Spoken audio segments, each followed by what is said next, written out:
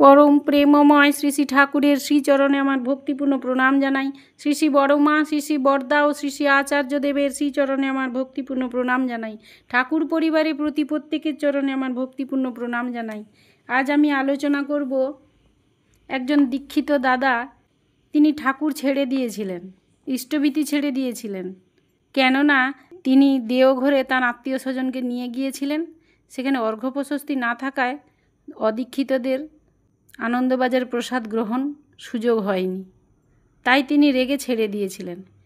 কিন্তু তার জীবনে নানা ঘাত প্রতিঘাতে তিনি আবার কি করে ঠাকুরের পথে ফিরে এলেন, সেই কাহিনী আজ আপনাদের কাছে আলোচনা করব। অপূর্ব সুন্দর এক মনোমুগ্ধকর সুন্দর কাহিনী। শোনা সবারই এটা জানা দরকার। কেন অনেকের জীবনে এরকম ঘটেছে এবং এখন ডিপি ওয়ার্ক হচ্ছে, এরকম অনেক ঘটনাই ঘটে থাকে। তাই এই সুন্দর কাহিনীটি সবাই শুনুন। কলকাতা টালিগঞ্জের অধিবাসী সুরজিৎ দাস, তিনি শ্রী শ্রী ঠাকুরের সৎমন্ত্রের দীক্ষা নিয়েছিলেন 2006 সালে। তিনি কেন্দ্র সরকারের অধীনস্থ লেদার এক্সপোর্ট কোম্পানির সিনিয়র চিফ অ্যাকাউন্টেন্ট হিসেবে কাজ করেছেন 21 বছর।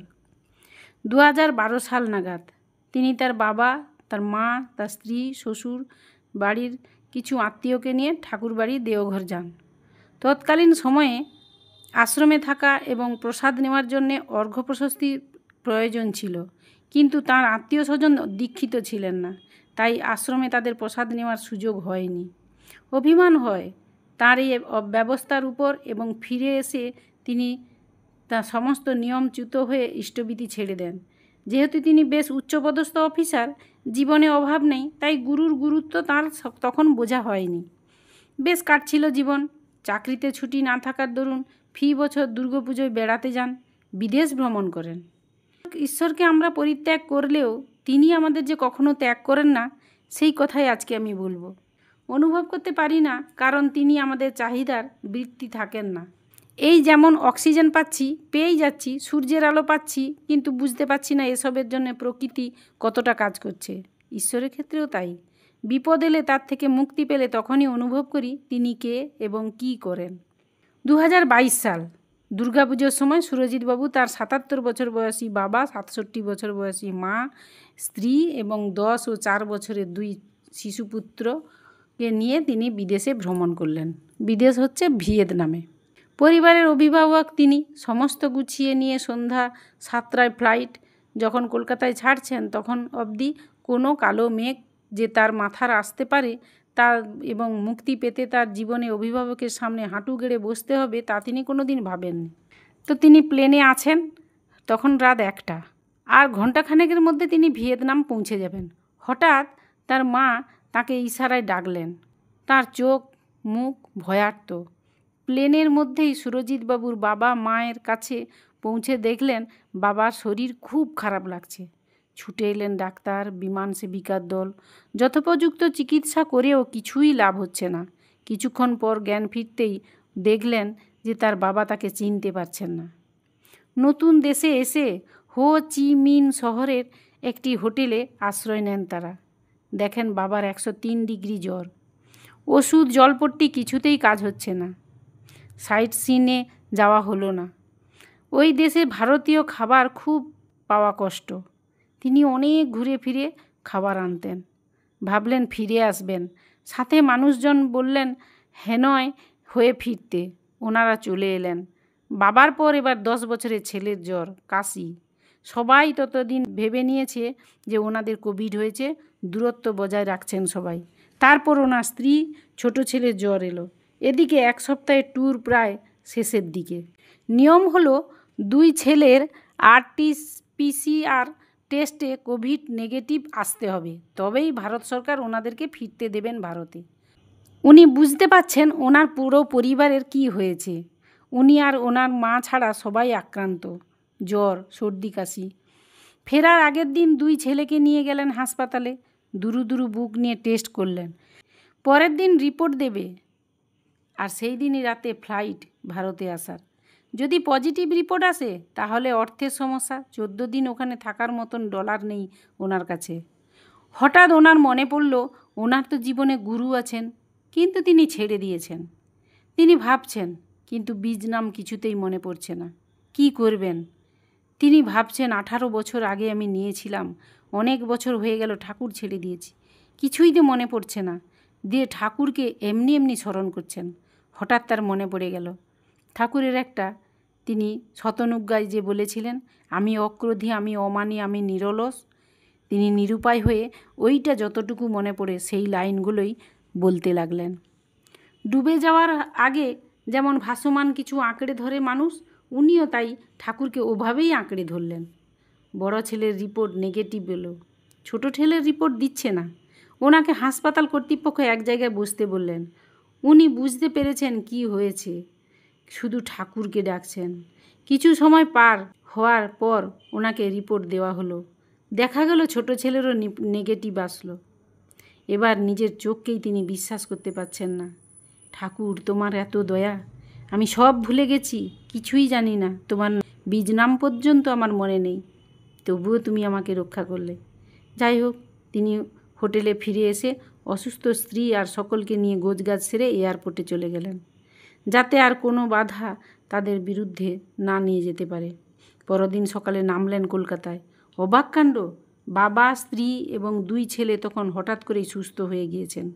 ঘরে ফিরলেন, মনে মনে যুদ্ধ শুরু হলো যে আমি ঠাকুরকে ছেড়ে দিয়েছি এতদিন, তবুও আমি আকুল হয়ে ঠাকুরের কাছে প্রার্থনা করতেই তিনি শুনলেন, আমাকে ওই বিদেশ বিভুঁয়ে এভাবে রক্ষা করলেন।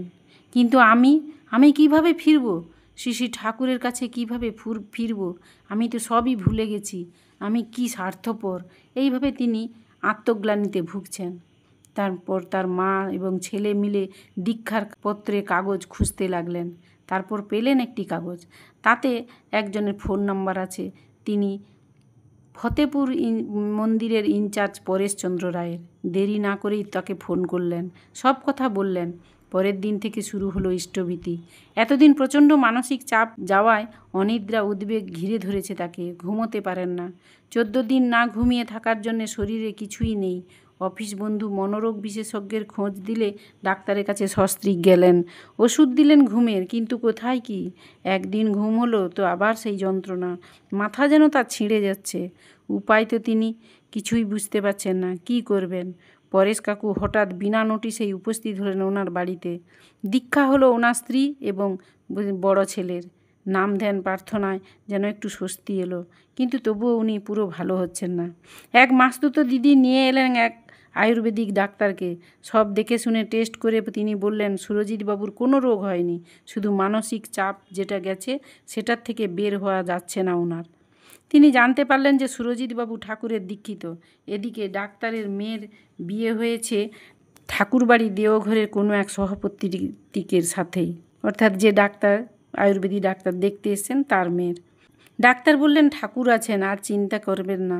1 ঘন্টা নাম ধ্যান হলো ওনার ওষুধ, আর সৎসঙ্গ করা, অফিস যাওয়া, ধীরে ধীরে সুস্থ হয়ে উঠছেন তিনি। এরপরে মনস্থ করলেন ফতেপুর মন্দিরে যাবেন। তিনি ড্রাইভার ডেকে সপরিবারে চেপে বসলেন গাড়িতে। যেতে যেতে ভাবলেন, ড্রাইভার তো গাড়ি চালাতে পারছে না ঠিকমতো, তিনি নিজেই ড্রাইভ করলেন এবং সঙ্গে সেই বীজ মন্ত্র করলেন। তিনি এবার ঠাকুরকে ভালোবাসছেন, ঠাকুরের পথে আসছেন, ঠাকুরকে আঁকড়ে ধরছেন, বিশ্বাস করছেন। তো এবং এতদিনে তিনি অনলাইন সৎসঙ্গ কিছুটা শুনেছেন এবং কিছুটা ঠাকুরের কথা আবার বুঝতে পেরেছেন। তো রাস্তায় যেতে যেতে তার অনেক কিছু মনের দুর্বলতাগুলো কেটে গেল এবং শ্রী ঠাকুরের কথা স্মরণ মনন করে তিনি খুব আনন্দও পেলেন। তিনি ভাবছেন, ঠাকুর, আমি কি তোমার কাছে আবার ফিরতে পারবো? তিনি এইসব চিন্তা করছেন। ফতেপুর মন্দিরে পৌঁছে তিনি প্রথমবার এসে প্রণাম করছেন ঠাকুরকে। তারপর কত গল্প করলেন। নিজের বাবার হাত দিয়ে সেই মন্দিরের গেস্ট হাউস নির্মাণের জন্য অর্ঘ্য দেন। কেউ তাকে চায়নি, তিনি নিজের থেকেই দিয়েছেন। নিজে অন্তর থেকে অর্ঘ্য প্রদান করেছেন, আবারও এসে অর্ঘ্য দিয়েছেন। মন্দিরের বাপ্পা দাদাকে বাড়ি থেকে ডেকে আবারও অর্ঘ্য দিয়েছেন। পিতার থেকে দূরে চলে গেলে আবারও ফিরে পিতা পুত্রের যে অভিমান মেটানো হচ্ছে, পিতাকে অযাচিতভাবে দিয়ে এভাবেই তিনি শ্রী ঠাকুরকে ধরছেন, আবার শ্রী ঠাকুরকে খুশি করার চেষ্টা করছেন। তারপর তার 2 ছেলে ওই যে মন্দিরে থাকতেন ফতেপুরে, তারা 2 ছেলে এসি ছাড়া ঘুমাতে পারতো না, কিন্তু ওই গরমেও মন্দিরে বেশ ভালো করে ঘুমাচ্ছেন, খুব ভালো আছেন। এবং সমস্ত বৃত্তান্ত শুনে ডিপি ওয়ার্ক দীক্ষার সংকল্প অনুযায়ী কে সাথে ছিল। তিনি ভাবছেন যে এই ডিপি ওয়ার্কের মধ্যে দিয়ে তিনি তো উঠেছেন এবং এই দীক্ষার সংকল্প অনুযায়ী তার সাথে শ্রী শ্রী ঠাকুর ছিলেন। তিনি নিজেই ছিলেন, তিনি নিজেই থাকেন, সব সময় ঠাকুর যে তা সবার সঙ্গে থাকেন তিনি এটা ভালোভাবে বুঝতে পারলেন। তিনি যে হারিয়ে যাওয়া সন্তান, তিনি ফিরে এলেন তার পিতার কাছে। বিদেশ বিভুঁয়ে বিপদ তাকে ছুঁতে পারল না। ঠাকুরবাড়ির নিয়মের জন্যে উনি দীক্ষার নিয়ম থেকে চ্যুত হয়েছিলেন, কিন্তু আবার স্থির করলেন ঠাকুরবাড়ি যাবেন। খুব তাড়াতাড়ি তিনি সবাইকে নিয়ে ঠাকুরবাড়িও গেলেন এবং তিনি আবার এইভাবে শ্রী শ্রী ঠাকুরের চরণে ফিরে এসেছিলেন। তাই আজকের এই ইষ্টপদে ফিরে আসার কাহিনী আমার খুব ভালো লেগেছে, তাই আপনাদের সবাইকে বললাম। এই কাহিনীটা আছে 1431 আষাঢ়ের ষষ্ঠী সেবক পুস্তকে। যাই হোক, সবাই ভালো থাকবেন। আজ আমি এখানেই শেষ করছি। সবাইকে আমার জয় গুরু জানাই।